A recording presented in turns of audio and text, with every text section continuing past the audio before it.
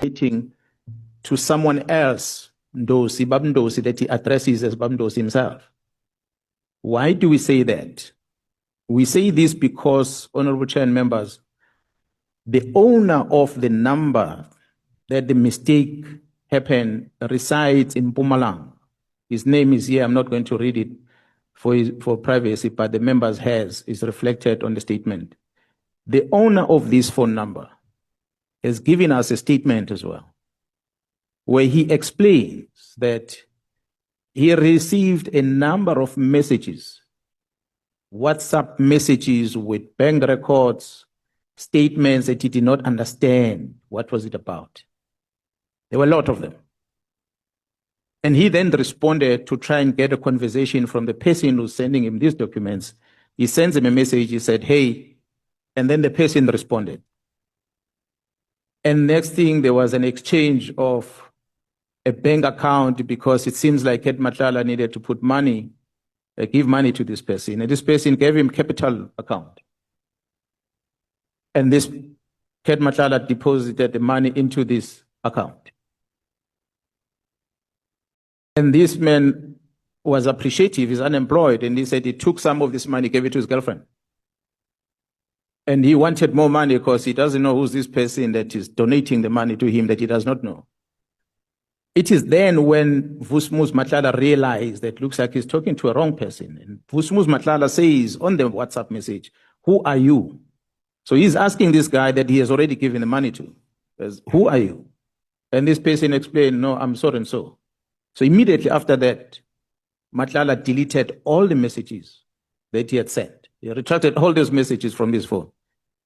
So a statement from that owner of that cell phone is here. The downloads from Matlala's phone does show those messages that the members or that the witness is talking about that were sent by Matlala to him.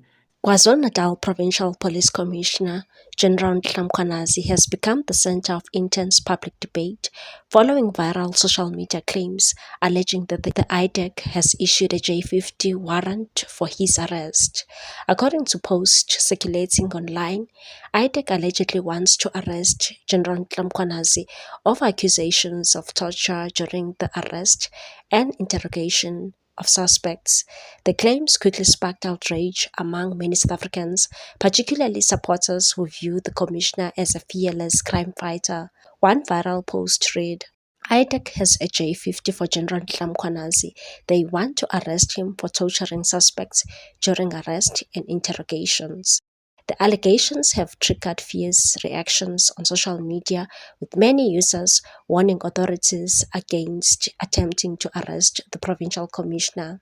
Many reacted on the statement, and one said, he doesn't arrest, he is a provincial commissioner. I've never heard of him affecting an arrest. Even during his time at STF, they come in and do their work, then leave. One also said, Corruption IDEC has no jurisdiction whatsoever in matters of SAPS members' torture. It is only IPID that has mandate to investigate and arrest SAPS members on such matters.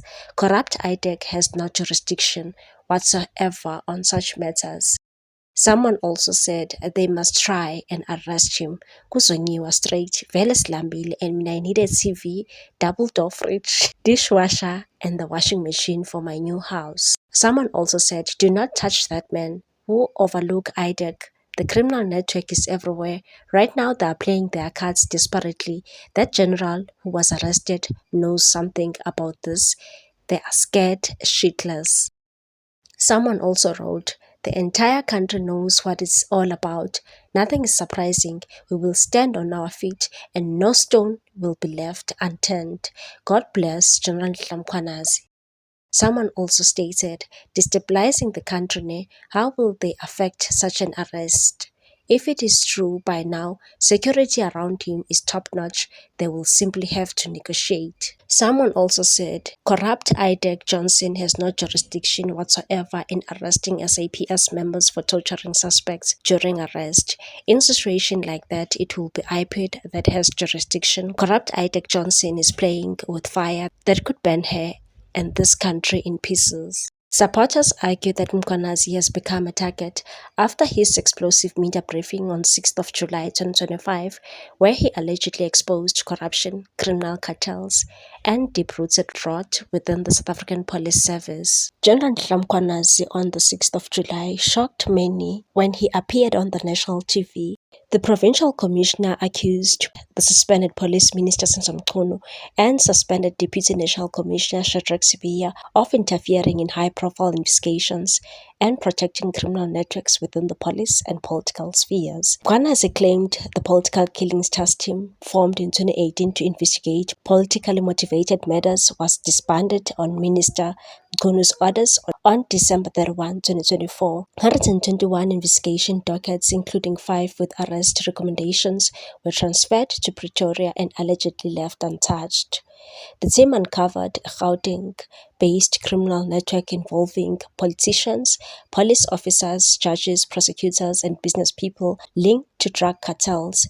Weaponized seized in their investigations were forensically linked to multiple high-profile members, including South African artist. Mkhwanazi presented WhatsApp messages and financial records connecting tenderpreneur Vusimuzi Matlala and Bron Mokgotsi, an associate of Minister Mchunu, to the shutdown of the task team. He also revealed Mokgotsi had access to classified SAPS intelligence documents, raising concerns about serious information. He even stated that I will die for this badge, vowing to continue fighting crime despite what he described as internal sabotage. He accused national leadership of protecting criminals and undermining SAPS from within.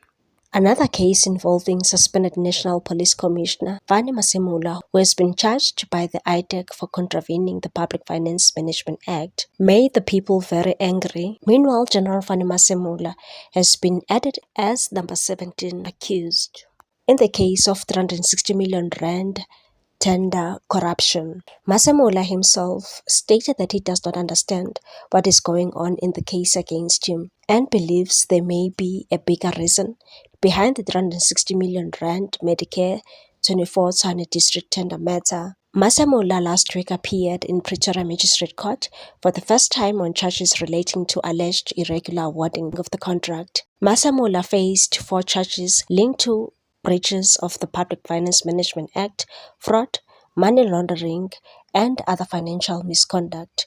Matlala and several co-accused are accused in relation to the tender, which authorities say was irregular awarded.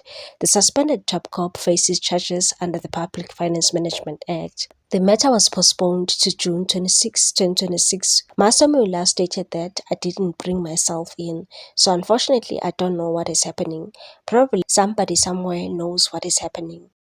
Asked about the impact of the case, he said, I can't say much more than that.